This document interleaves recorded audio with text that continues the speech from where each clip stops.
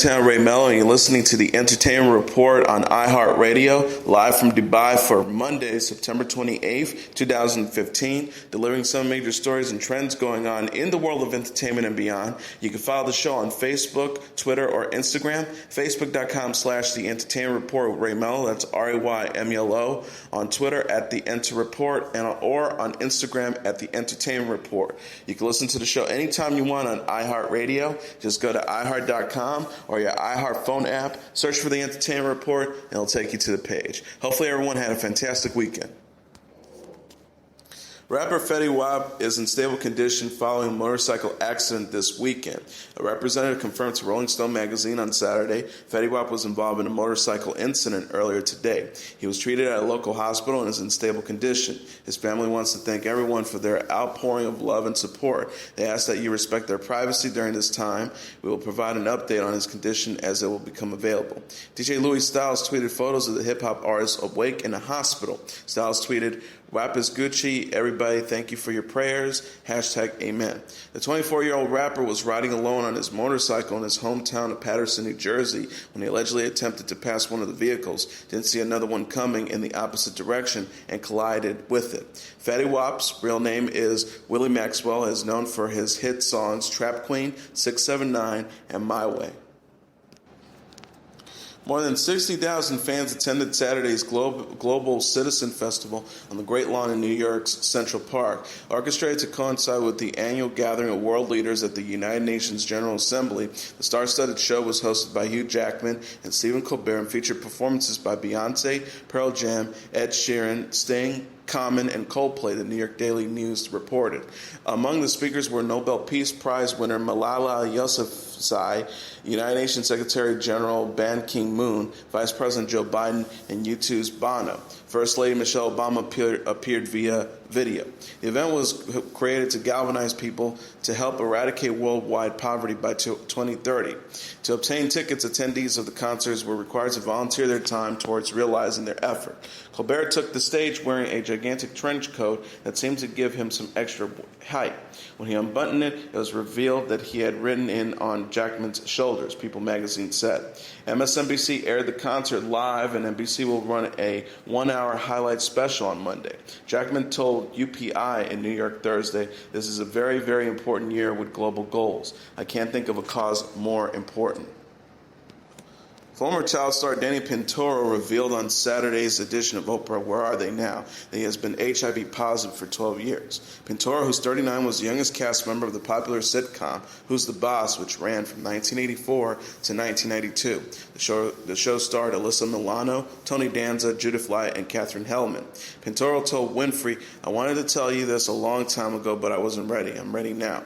I am HIV positive and have been for 12 years, and it's just a big deal. It's not something that people are talking about now, really. When I first came out, which was before everybody, Ellen DeGeneres and I came out the same year. Rosie O'Donnell came out 4 years after I did. I missed the opportunity to be a beacon of light for gay kids who were going through what I was going through." Pintora told People magazine he's opened up about his own experiences of having casual sex while using crystal meth because he wants to raise awareness about how the practice is negatively affecting the gay community.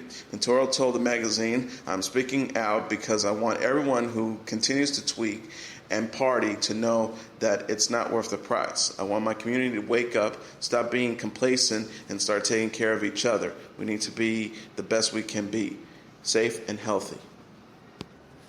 Kelly Kuko's publicist confirmed the Big Bang Theory actress and her husband Ryan Sweetning have split up after less than 2 years of marriage. No reason was given for the rift. Kuko, 29, married the 28-year-old professional tennis player December 31st, 2013 after a brief courtship. They have no children. Kuko's representative told People magazine on Friday, Kelly Kuko and Ryan Sweetning have mutually decided to end their marriage. They asked for privacy at this time. No further statements will be issued regarding this matter. The actress is also known for her work in the sitcom 8 Simple Rules. She dated BBT co-star Johnny Galecki for several years before marrying Sweetney in a fire and ice-themed ceremony. Kuko and Galecki's characters Penny and Leonard got married on the show last week. Blackish star Anthony Anderson and his wife Elvina have filed for divorce after 20 years of marriage. The former high school sweethearts were married in 1995 and have 2 teenage children. TMZ says Elvina Anderson cited irreconcilable differences as the reason for the split and requested spousal support. The court paper said the couple separated April 1st, 2014. Us Weekly said the last time they were spotted together at a public event was in February 2014. Their son accompanied Anthony to last Sunday's Emmy Awards ceremonies, where Anthony was up for Best Actor in a Comedy for his performance in Blackish. He lost to Jeffrey Tambor of Transparent. Anthony is also the host of the Food Network's Carnival Cravings with Anthony Anderson. But on some happy news, Frances Bean Cobain, the 23-year-old daughter of Courtney Love and the late Kurt Cobain, has married longtime beau Isaiah Silva. The couple has been together for about 5 years. E! said Cobain had been planning her small, low-key wedding for more than a year. About 15 guests attended. However, her mother, Courtney Love, was not invited. The source told E! Courtney loves Isaiah, but was devastated to learn that Frances had gotten married without her knowing. Courtney really likes Isaiah and is very happy for Frances. Courtney is sad that she wasn't at the wedding, the insider added. Frances called her after, but Love understands why she did it. Frances needs a man in her life and has always craved stability. She found it in Isaiah. This is not causing a rift between mom and daughter. Courtney was sad, but she was cool, and Isaiah is a great son-in-law. Cobain had a stormy relationship with Love, a rocker and actress known for her erratic behavior and battles with drug addiction for most of her life, but they were photographed together last spring at the premiere of the documentary Kurt Cobain Montage of Heck. Love and Kurt Cobain were married from 1992 until Cobain's suicide in 1994. The Nirvana frontman was 27 when he shot himself after years of substance abuse and depression. Frances Bean Cobain was 20 months old when her father died. Grey's Anatomy star Patrick Dempsey began rehearsals for Bridget Jones's Baby in London this week. The 49-year-old actor delighted fans by sharing a photo of himself in England on Instagram. Dempsey will star with Renee Zellweger and Colin Firth in the Bridget Jones Diary sequel. He captioned in the snapshot, "Nice to be working in England. Renee and Colin are an absolute joy to work with. A good couple of days of rehearsals at Pinewood Studios. I really like it here." Words of Dempsey's casting broke this month, but the actor's character is being kept under wraps. The movie will follow Bridget, played by Zellweger, and her fiancé, Mark, played by Firth, as she's prepared to become a first-time mother in her 40s. The Bridget Jones Diary is based on the Helen Fielding novel of the same name and earned over $281 million at the box office following its release in 2001. The 2004 sequel, Bridget Jones: The Edge of Reason, was nearly as successful, raking in over $262 million. King and Queen star Leah Remini announced she is publishing a Scientology memoir titled Troublemaker, Surviving Hollywood and Scientology. Remini, who has been raised as a Scientologist since she was a child, famously quit the church in 2013. The actress's new book will chronicle her indoctrination into the religion at the age of 10 with her mother and sister, and how her rise to Hollywood mix was having to promote Scientology. Remini will also describe the scrutiny she faced when she started raising concerns about the church's practices, including the sudden disappearance of leader David Miscave's wife, Shelley, that led Remini and her family to quit Scientology altogether. The television star shared the book's cover Thursday on Twitter, writing, "Very excited about this, #troublemaker." In July, Remini discussed the support she received from friend Jennifer Lopez after leaving the church and how the pop star offered her a new perspective. She said to me, "You know, Leah, you don't have to give up everything. Like, it's okay to look at it like there was some things about that was helpful and just leave the rest. So don't throw it all away and think your life was wasted." And I thought that was a beautiful thing to say. Remini said it just allowed me to breathe for a moment. She's been a supportive and amazing way. Troublemaker, Surviving Hollywood and Scientology hits bookshelves on November 3rd. Kim Zolek-Berman updated fans with an encouraging message almost 2 days after being hospitalized for a mini stroke. The Dancing with the Stars contestant shared a selfie on Instagram for undergoing an additional procedure at the hospital in which she is staying. The celebrity wrote, "Don't let the oxygen scare you, it's just protocol. I wanted to thank all of you for the love. I feel so overwhelmed with all the texts, comments, etc." She added, "I'm so grateful to have all of you." Zolek suffered a transient ischemic attack after landing landing in Georgia from the Dancing with the Stars set in Los Angeles. The attack left the mother of six speech completely gone and her entire left side numb. She shared an update Thursday assuring fans she's doing well after her family acted fast to save her. She wrote in an earlier Instagram post, "I have 100% of my feeling back, thank God. Still in the hospital, but I just know I'm getting released today." Zeliak is currently competing on the current season of Dancing with the Stars. This week, she scored a less than impressive 19 out of 30 points, but was reportedly pleased with her score. She says, "I still have a heart even though I'm like bad," she told the show's host Monday night. "I still have a heart." A judge has now officially approved reality star Caitlyn Jenner's request to legally change her name and gender in court on Friday. Us Weekly confirmed reports Jenner filed documents for a gender and name change in Los Angeles on September 15th. At the time of the filing, Jenner asked that her medical history remain private due to the death threats she's received since coming out as a transgender. The 65-year-old famously made the announcement during a highly viewed 2020 interview with Diane Sawyer in April.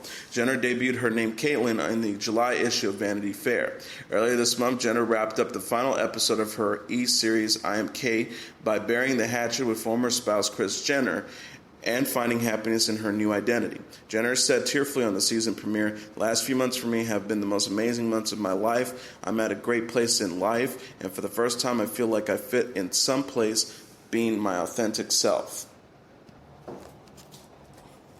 Television personality Callie Richards paid friends Ali Landry and her husband Alejandro Gomez Monteverde a visit after hearing the news of their family members' deaths. According to U.S. Weekly, Richards and her daughter Portia visited the mourning couple Thursday at their California home. The couple had scared the ashes of Juan Manuel Gomez Fernandez, Landry's father-in-law, and Juan Manuel Gomez Monteverde, her brother-in-law, off the coast of Tampico, Mexico, on Wednesday. A mass for the two men was planned for Friday at a Los Angeles church. The former Miss USA's family members were kidnapped while leaving their Tampico home and reported missing September 4th.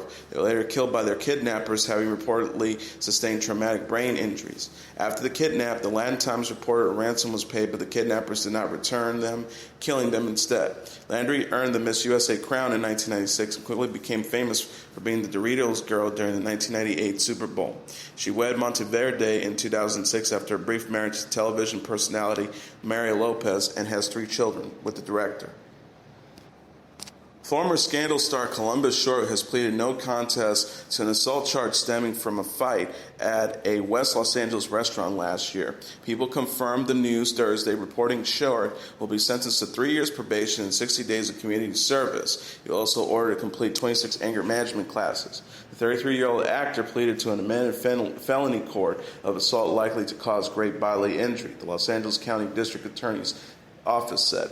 In 2014, Short's legal issues and drug problems led to his exit from the ABC hit drama.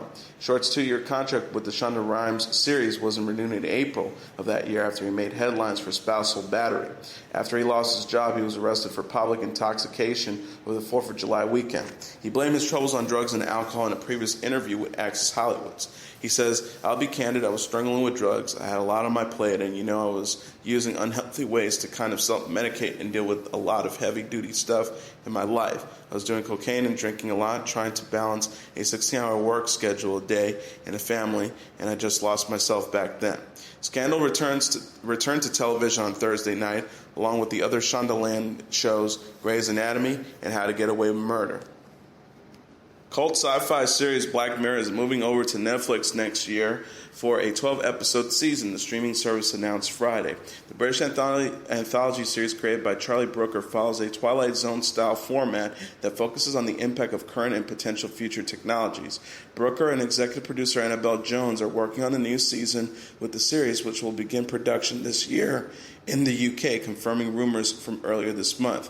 Booker said, "It's all very exciting, a whole new bunch of Black Mirror's episodes on the most fitting platform imaginable. Netflix connects us with a global audience so that we can create bigger, stranger, more international, and diverse stories than before, whilst maintaining that Black Mirror feel. I just hope that none of these new ideas come true." Netflix Vice President Cindy Holland said Charlie has created a one-of-a-kind series with an uncanny voice and precise dark comedic vision. We're tremendously proud to bring Black Mirror to our members as Netflix's original series. Black Mirror initially debuted on Netflix last year. The show's peak success occurred once the series was available for viewing in the United States, creating a solid fan and media buzz. The first 3 episodes were released in 2011, another 3 came in 2013, and a single episode was made in 2014. The sophomore season of Fox's Empire prompted a tidal wave of social media activity, gaining the top spot as the most tweeted about hour-long scripted TV show to date. The drama dominated Twitter with 1.3 million tweets sent as the premiere called The Devils Are Here aired September 23rd. According to data released Friday collected by Nielsen Social, about 297,000 Nielsen's tweeted about the 4,697,000 others of the opening episode. Those tweets combined were seen by over 63 million Twitter viewers. The first episode of the newest season of Empire follows the Lyons as they networked for influence and power while the company's patriarch Lucius Lyon spends his time in jail. Comedian Chris Rock guest starred in a Wednesday episode as a longtime acquaintance. The most tweet-about moment occurred when Anika, played by Grace Geely, and new Empire financier Mimi, played by Marissa Tomei, immediately danced together towards the end of the episode. The premiere of Fox's Empire reportedly broke all 4 fall broadcast season premiere records, but did not surpass the numbers raked during the same show's first season finale in March. The series drew 16 million viewers from its premiere last week. Its season 1 finale, however, caught the attention of 16.7 million. Claire Danes was honored with the Star Thursday on the Hollywood Walk of Fame. The 36-year-old actress received a plaque in recognition of her contributions to television. Danes came to fame as Angela Chase on ABC's drama My So-Called Life and has starred as Carrie Matheson on Showtime series Homeland since 2011. For My So-Called Life, executive producer Marshall Herkovitz recalled Danes at the ceremony. It was like she was this alien. We didn't know how to talk to her because we were in such awe of her talent. We weren't afraid of her because of her behavior. It was because she was so brilliant. Danes' parents, Christopher and Carla Danes, were on hand to see their daughter receive the star. The actress is a 4-time Emmy nominee for Outstanding Lead Actress in a Drama Series for Homeland, winning in 2012 and 2013. Danes will return as Carrie on Homeland Season 5, starring October 4th. The actress is also known for such films as The Hours, The Family Stone, and Stardust, and last appeared in As Cool as I Am, with James Marsden. Musician Rich Homie Quan is reportedly under investigation after posting a video of himself smoking what appears to be weed near his 1-year-old son. According to TMZ, the rapper born LaQuantus Lamar prompted Fulton County Child Protective Services and the accompanying police department to launch an investigation after he posted a Snapchat video of him blowing smoke directly in the air above the child. Not long after the video was posted, fans and critics took to Twitter to question the rapper's behavior. Angry, he would allegedly use marijuana around his young son. In response to the backlash on Twitter, Homie Quan posted an Instagram photo of himself along with the caption, "Why is everybody hating on me?" The type of way rapper could face criminal charges if the investigation proves he was smoking the illegal substance. The state of Georgia enforces strict laws against marijuana, where possession of 1 ounce or less is a misdemeanor punishable by up to a year in jail or a max of $1,000 fine. Gotham co-star Morena Baccarin and Ben McKenzie are expecting a child together, the actors announced on Thursday. Both of their reps confirmed the news to Us Weekly, but have yet to publicly confirm their relationship despite attending the 67th Primetime Emmy Awards together on Sunday. Baccarin, 36, and the OC alum, 37, played Dr. Leslie Tompkins and Detective Jim Gordon, respectively, on the Batman prequel series Gotham. Their characters are also dating and living together on the show. E! News reported on Friday that Baccarin was seen on set with the baby bump that usually confirmed the news. This will be Mackenzie's first child and the second for Baccarin. The Homeland actress has a 20-month-old son, Julius, from ex-husband Austin Chick, whom she filed from divorce back in July. English superstar Sam Smith's official theme song for the upcoming James Bond film Spectre was released online Friday, several weeks after its announcement. The Writing on the Wall is available for download and streaming on websites like iTunes and Spotify. Written with Stay With Me co-writer James Napier, the chilling tune carries Smith's unmistakable voice through character James Bond's deepest thoughts. When breaking down the track with NPR's Morning Edition Friday morning, Smith says that he tried to place himself in Bond's shoes as he wrote the song.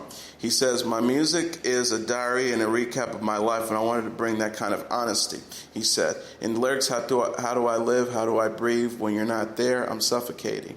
I want to touch a vulnerability from Bond when you see into his heart a little bit. Fueled by family hungry for kid-friendly fare, Sony's Hotel Transylvania 2 bit off the top September opening of all time with the North America debut of $47.5 million, not accounting for inflation. Transylvania 2 played in 3,754 locations, opened higher than Hotel Transylvania, which was released in 2012, the previous record holder for top September openings, with $42.5 million. Sony President Marketing Josh Greenstein said, "We had a great day, and this is a big win for Sony Pictures Animation, and the movie is exploding." The $80 million sequel opened to a respectable $29.2 million from 32 territories in Latin America, Asia, and the Middle East. But that wasn't enough to win the foreign race. Instead, the victor of the Chinese film lost in Hong Kong, which opened to a dazzling $100 million in China, according to Rentrack. The comedy also debuted in a selected theater in the U.S., earning a strong $558,900 from 27 theaters for a location average of $20,700. The other high-profile title of the foreign current this weekend was Warner Brothers' big-budget tentpole, Pan. The Peter Pan origins story opened in Australia 2 weeks ahead of its North American launch in order to take advantage of the school holidays, earning $1.5 million. Director Nancy Meyer's comedy The Intern, starring Anne Hathaway and Robert De Niro, opened in the number 2 slot with $18.2 million from 3,305 theaters. That's a solid swing from the filmmaker, and Warner Bros., considering Meyer's film targets older adults who don't rush out on opening weekend but tend to deliver a long run. Warner Bros. Executive Vice President Domestic Distribution Jeff Goldstein said, "This is a terrific result, and Nancy Meyer's is really a brand," adding that the $40 million movie played well in every part of the country. Overseas, The Intern launched in 40 markets, or 38% of the marketplace, grossing $11.8 million for a global debut of $30 million. Many markets deliver Meyer's her best opening to date, including South Korea with $2.7 million and Russia with $1.4 million. Placing number 3 was Fox's Maze Runner: The Scorched Trials, which fell 54% in its second week to $14 million from 3,792 locations for a domestic total of $51.7 million. The sequel is pacing somewhat behind the first installment, which had grossed $58 million at the same point in its run. Internationally, Scorched Trials zoomed past the $100 million mark, earning $28.4 million from 70 territories for a foreign total of $121.8 million and a global come of $173.5 million. Among new openers, the sequel pulled in $4.1 million in South Korea and $2 million in Germany. Everest was number 4, came in behind expectations in North America with $13.1 million from 3,006 theaters, as expanded nationwide after a limited 3D engagement last weekend in IMAX and premiered large format theaters. The film's 10-day domestic total is $23.1 million. Everest, loosely based on the real-life tale of 2 climbing expeditions left stranded high atop the world's largest mountain in 1996, is a stronger player overseas, grossing a strong $33.8 million in its second week from 62 markets for a foreign total of $73.7 million and a global come of $96.8 million for Universal, working title, Cross Creek Pictures, and Walden Media. Johnny Depp's Black Mass rounded out the top 5, dipping 49% in its second outing to $11.5 million for a 10-day North American come of $42.6 million. The adult drama saw a far bigger drop than similar titles: The Town, 35%, and Departed, 29%. At number 6 was The Visit, which made $6.7 million, giving it global come of $52.3 million in its third week of release. Number 7, The Perfect Guy, made $4.8 million, giving it with the global come of $48.9 million in its third week release. Number 8, War Room, which made $4.3 million with a global come of $56.8 $56 million in its fifth-week release. Number 9, The Green Inferno, which made $3.5 million, giving it a global come of $3.5 million in its first week of release. And rounding out the top 10 on the weekend's box office was Sicario, which made $1.8 million, giving it a global cumulative total of $2.4 million in its second week of release. And now let's look back at what happened on this date in entertainment history. On this date in 1991, jazz trumpeter legend Miles Davis dies in a California hospital at the age of 65. In an era when a pop star like Madonna is labeled a chameleon merely for risking an occasional change in clothing and hairstyle, our vocabulary may no longer be adequate to describe the nature of an artist like Miles Davis. In a career that spanned parts of 6 decades, Davis didn't simply evolve as an individual musician. He drove the very evolution of the art form he worked in, pulling much of the jazz world along with him as he moved on from one new sound to the next with utter disregard for the critical or popular reaction. And though the reception to some of the directions Miles Davis took was strongly negative, it never kept him from pursuing new ones. As he once said of himself, "I have to change, it's like a curse." Davis was given his first trumpet on the day he turned 13, and by the time he was 15, he was a carrying card member of the local musicians union in St. Louis, Missouri. He left St. Louis for New York City in 1944 to pursue a degree in music at Juilliard, though he immersed himself in the world of professional jazz while still receiving his classical training. In the clubs on 52nd Street in post-war Manhattan, a new sound was being born, and Miles Davis had a hand in its creation. As a member of Charlie Parker's quintet in 1945, Davis played on some of the earliest recordings made in the hugely popular style that became known as bebop. But by 1948, he was leading his own quintet on the first of his many departures from the jazz mainstream. First came cool jazz, a highly cerebral and highly unpopular style that nevertheless sparked a new movement. Then came hard bop, a style he developed in the mid-1950s, after several years lost in the early parts of the decade to heroin addiction. The decade that followed was the period of Davis's greatest popularity, a period during which he not only continued to break new musical ground on albums like Miles Ahead, 1957, Kinda Blue, 1959, and Sketches of Spain, 1960, but also managed to introduce the world to many other jazz greats he employed as sidemen, like John Coltrane, Red Garland, Cannonball Adderley, Wayne Shorter, and Herbie Hancock. From the mid-1950s onwards, the rate of Davis's evolution only increased as he went through periods of experimentation, especially in the 60s with rock and funk, among other new sounds. In a career that spanned parts of 6 decades, it seemed that one direction Miles Davis refused to look for inspiration was backwards.